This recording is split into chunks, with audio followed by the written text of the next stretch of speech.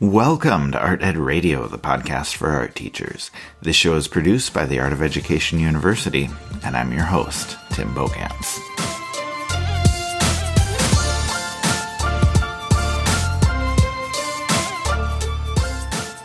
We're now just under 2 weeks to go until the Winter 2019 Art Ed Now Conference. Now, as you all probably know, I am in charge of all things conference related, so once I can get past the stress, I do want to tell you that I am really excited about what we have going on for this conference. You know, all the things you've come to know and love, the Q&A with presenters, the day of chat, all the resources, all the new ideas, and the AfterPass where you can go back to everything and view it again whenever you need. Hey, it's all there, but we also have a lot of new things. We have a lot of new faces, new presenters, all of which I'm really excited about. But today we are going to talk to a returning presenter, Rachel Albert. Now, Rachel is a middle school teacher in Toronto, and she has been attending conferences forever. And this conference, upcoming Winter 2019, is also her third time presenting. She has been incredibly popular as a presenter the last 2 times that she's been there, and I am pretty confident that this is going to be number 3 for her. Like, she always puts together these incredible presentations that are just chock full of information that you can use immediately, and people just seem to love that. But she's here. She wants to talk about, her presentation and everything that she does to make conferences go well for her. And I think she's got a lot of advice you can use. So let's bring her on and start some conference talk.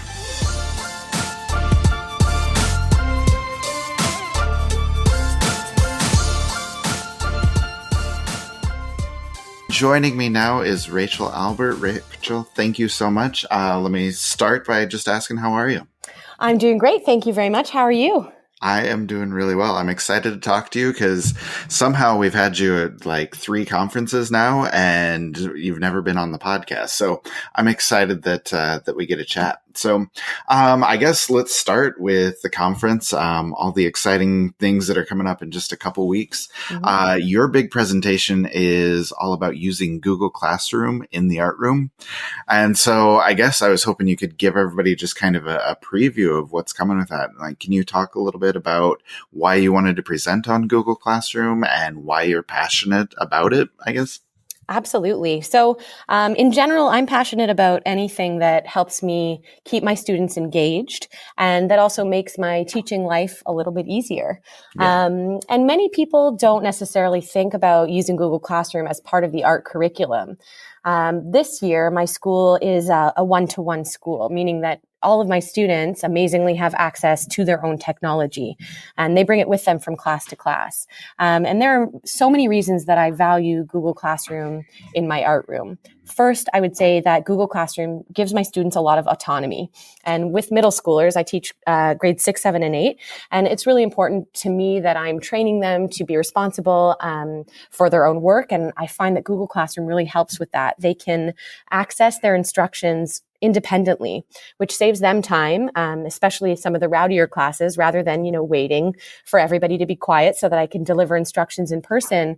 They have access to those instructions whenever it is that they're ready. And that independent access also helps me with catching up absent students rather than spending my lunches reviewing what they missed. And as art teachers, most of us are teaching so many kids that when, 5 or 6 miss a class each week, it's taking up all of our lunches to catch them up. Yes. And then second, I would say everything stays in one place. I am personally quite organized, but our students are not always super organized. And I find that even the most disorganized students, the ones who come in and say, I can't find my shoe. And I'm like, well, why did you take off your shoe? And how did you misplace that shoe? Even those students can never say that, they don't have the assignment or they handed it or lost it. My dog ate it, or it's with my shoe, or whatever it is. I can even actually see exactly what time it was that they started working on something, when they edited it, or even when they submitted the assignment. So I really am able to keep track of how organized they're being. And then they're really able to stay as organized as possible. They're not having to sort through their binders or their backpacks to find all the resources that they're looking for. And then another benefit is that, of course, in the art room, we're using lots of paper. And going paperless in any possible way, I think is a definite pro, for the environment, but and also just for the students to see that not everything needs to be printed. And then the last major benefit would be convenience, which is probably, one of the biggest buzzwords at AOE, or now AOEU. Yes. The convenience of being able to access information from anywhere at any time. And Google Classroom is similarly convenient to AOEU because I don't have to stay late every day to mark or even drag home hundreds of projects. I can mark most of these assignments online in Google Classroom in my pajamas from the comfort of my couch while feeding my face. So it's really convenient in that way. Yeah, that's awesome. Now, I wanted to ask you too about the Google Classroom update, because I noticed, I think you had gotten your presentation to me for the conference, and then literally 2 days later, Google Classroom just put something out on Twitter, we're revamping what we do. Does that change kind of the things that you're talking about, or the way you approach it, or is it just sort of like a cosmetic change? I was really pleased when I, got into my classroom and opened up Google Classroom and went, oh, that does not look the same. So yes, fair warning. It may look a little different than what you see in my video, but the features are pretty much the same. They added a couple of extra actually help tutorials, which could be really helpful for people who are brand new to Google Classroom. But other than that, it's mostly just an aesthetics thing, kind of like when, Facebook does their facelift. So most of it will be similar. It just might look a little snazzier than it did in my video. Okay.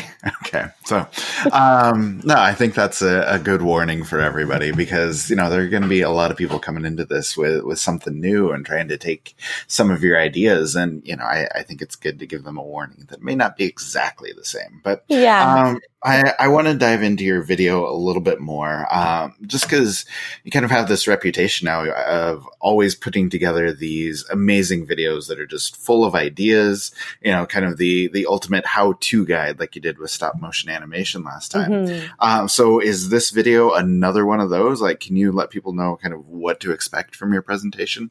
Yeah, absolutely. So I've been an attendee of the Art Ed Now conferences since 2014. That's 11 different conferences. I'm hardcore fangirling the Art Ed Now conference. And I've loved all of the types of presentations, the pedagogical concepts, the theory-based lectures, pretty much everything. But the most useful presentations that I've watched have always been the ones that are not just showing a technique that you could try, but also how to teach it, and sometimes even how best to assess it from somebody who's already tried it in their own classroom. And so the AOE conferences have always been such a gift to my professional practice. So when I became a presenter, I really wanted to try and give back in the format that I benefited from the most. And so that has been these sort of comprehensive presentations that focus on a little bit of everything. And so my presentation on Google Classroom is a little different in that I've tried to provide information on the ways that I've found Google Classroom helpful as a middle school teacher. And not everybody is going to be in the same boat that I'm in. So it's definitely not an ultimate how-to guide, because there are so many features in Google Classroom that truly require teachers to experiment in order to determine whether or not they would be useful for them. And so that's why actually during my presentation, I'll be inviting participants to join a Google Classroom that I created specifically for the conference. And they'll be able to explore what it could look like from the student perspective. And hopefully then they'll be able to learn that there are many ways that they could also be using Google Classroom with their students, whether it's elementary students, middle school, or high school students. So they'll really have a chance to look at it from the student perspective, and that should help them in determining whether or not it would be helpful for them. That's really good. And I think that, it'll give people a really good opportunity. But let me ask you, 11-time conference attendee, that's before I even started coming to conferences. But I only missed one. I missed the very first one, and I found out right after I had missed it, and I mourned for several days. And now you've been to everyone ever since. So yeah, that's pretty amazing.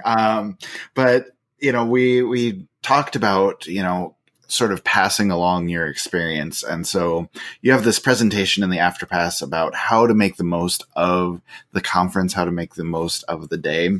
And I would love for you to talk a little bit about that too. So I guess, what do you think are, when you're attending the conference, what are the important things to be paying attention to, and how can people make the most of the day and get as many takeaways as they can? Absolutely. So, anyone who's attended a conference probably has experienced that conference overload feeling. I know I definitely felt it the first time I went to an NAEA conference. But I feel it even with the online conferences, even though I'm in my pajamas, so I'm a little more comfortable. They can still sometimes be overwhelming. We're filled with professional development that most teachers who aren't necessarily art teachers are probably getting, more sporadically throughout the year, whereas we're getting it in one fell swoop because AOEU is really one of the only options for getting PD. And so I've always found it kind of difficult to take all of that information in. And my brain was just so filled with all these ideas that inevitably some of them would have to leave to make room for, whatever it was I was going to eat for dinner. And then that idea was completely lost and I never really got to use it. So I guess without giving too much away, because I hope people will still watch that AfterPass presentation, my biggest piece of advice for making the most of the conference is really just to write down as much information as possible, but not just to leave it at that. That kind of becomes like an outline as if you're, when our students are writing essays. Afterwards, they have to take that outline and pull out the most important pieces of it. So what I like to do is a debrief at the end of the conference where I choose 3 ideas. I could choose more if I want to, but I like sticking with 3 because I feel like it's manageable. I have room in my head for 3 ideas. Yeah. Maybe a few more, but dinner is taking up some of that room too. So the 3 ideas I like to choose one that I call a try tomorrow. And a try tomorrow idea can literally just be something as simple as a thought that you'd like to keep in mind while teaching, or a simple strategy that can be easily implemented in tomorrow's lesson plan. I'm talking something simple like standing at the door to greet your students. I can't remember who presented on that idea, but standing at the door to greet your students and asking them each a question as they walk in, like, what's your favorite ice cream flavor? That was one quick little snippet from someone's presentation that I took, and I used it in my class the very next day. And I still use that technique today, but it was something that I felt it was manageable enough to implement the very next day in my class. And then I try and come up with as well a try this year idea. So some sort of technique or project idea that I'm willing to commit to trying at some point during the year. So in past years, I've taken, Cassie Stevens' air dry clay, and I watched her video and took lots of notes, and then I implemented that in my classroom several months later. So something that requires a little more prep, but something I'm willing to commit to doing within that school year. And then the third debrief point that I like to keep with me is what I call a keep in mind. And a keep in mind is probably something that has the least amount of pressure. And it's something that I just want to remember. I want to remember it for my career. I want to remember it for my life. I want to remember it for my students. And it can be something super simple. It can be really anything, but the pressure is removed from having to try it this year or having to try it tomorrow. It's just something I want to write down that I will remember forever. And I'm constantly coming back to, all of my debrief ideas, I'm constantly coming back to each year, but especially the keep in mind, because I know that that's something that I've committed to trying to implement at some point in my future. And I find that narrowing it down to just these 3 things really makes it easier for me to implement what I've learned and not let all these amazing ideas, techniques, concepts really, just sit in my brain for too long before they kind of fizzle and disappear because I'm focused on something else. So I found that really that's the most helpful way to get the most out of the conference. Yeah, I think that's a really, really good approach and something that people can definitely I don't know. I don't know if I want to say copy, but a good way to kind of keep some ideas in mind. Because like you said, it can be overwhelming. And just as a side note, that greeting kids at the door, that was my idea for one of my presentations. Oh!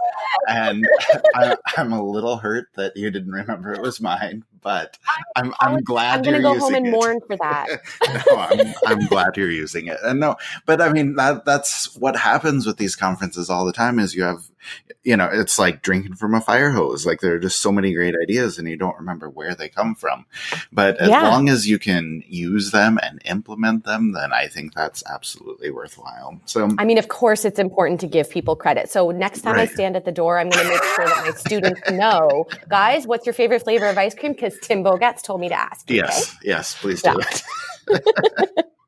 But I wanted to ask also, since you are a pro at attending these, like, what is your day of the conference actually like? What you have talked a couple times about lounging around in your pajamas, which we always encourage people to do. But what is the routine? Like, where do you watch from? What do you do during the conference?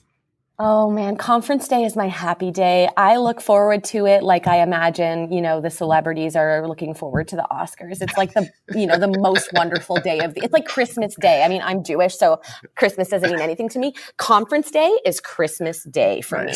Nice. I look forward to it so much. I wake up early, make sure there's cookies and milk. So, but before I became a presenter, I really tried to take as much advantage of the convenience aspect of the conference as possible.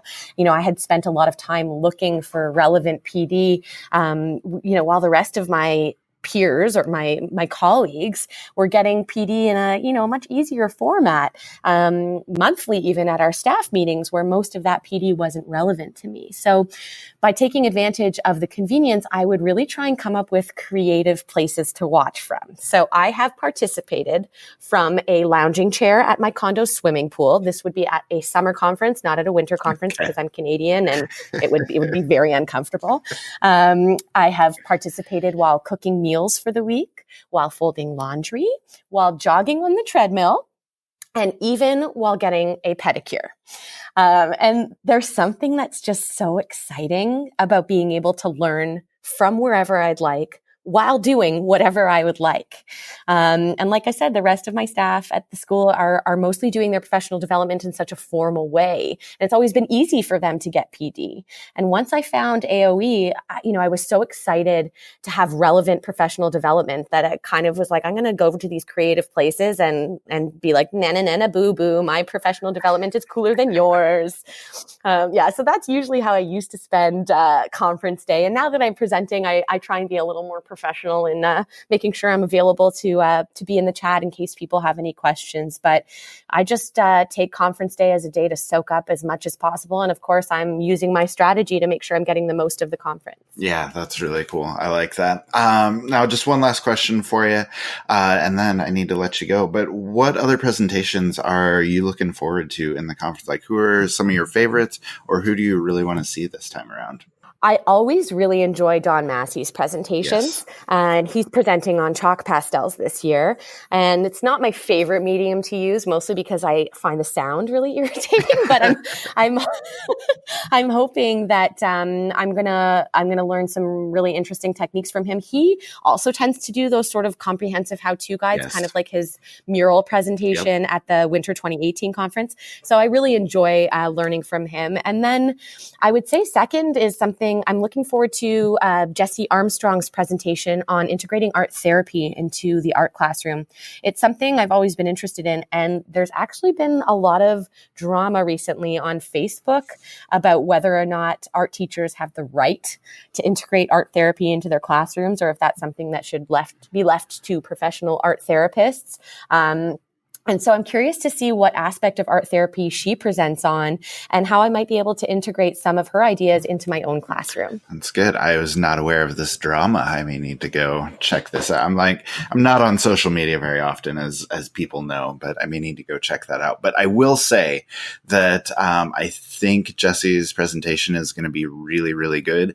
And it's something that people have been asking for a long time. So I was excited to find somebody who knows about about art therapy and has some specific ideas on how to bring it into your classroom. So I think that's something that everybody's looking forward to, and I think it's one that'll go over well. So I agree. Yeah. Cool. All right. Well, Rachel, let's go ahead and wrap it up there. Thank you so much for giving me some time and chatting with me. And we are excited to see you in a couple weeks at the conference. Thanks so much for having me and looking forward to it. You know, I think Rachel had a lot of great things to say about Google Classroom and what she does with it. You know, follows a lot of the ideas that we seem to go back to fairly often on the podcast. Not necessarily about technology, but more about teaching in general. You know, she talked about her students having independent access and how that grants them, you know, sort of a measure of autonomy in her room. She talked about how it helps with classroom management. She talked about it, you know, saving time and helping her stay organized. And when you can do any or even all of those things, especially with a new tool or a new idea, you know, I think that's worth checking out. I think that's worth exploring. So if that intrigues you, definitely check out her presentation at the conference. And if you are not registered for the conference yet, go do it. Please. Okay, Saturday, February 2nd, we will have over 20 presentations that are all online, all incredible, and all super relevant to what goes on every day in your room. Okay, we're going to do hands-on art making like we always do. We have all the new ideas. We have inspiration. We have just a full day of really relevant and really engaging professional development. You know, the talks are innovative, they are inspiring, and everything comes with new ideas and new resources and downloads that you can use throughout the year. So if you have any questions about it, make sure you go check things out at artednow.com, get registered, and make sure you get there after this episode is over. So thank you to Rachel for her expertise, her ideas, her insights, and I hope that you can use her advice. I hope she has given you some great ideas for what you can do to make the most of your conference experience coming up on Saturday, February 2nd. We'll see you then.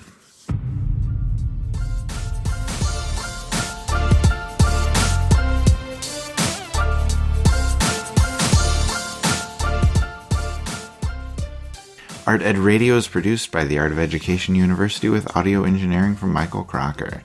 Thank you for listening, as always. Next week, we'll hopefully have another good conference presenter where we can give you a little more of an in-depth look at what they're presenting about and a good preview of what else is coming at the winter conference. We'll talk to you next week.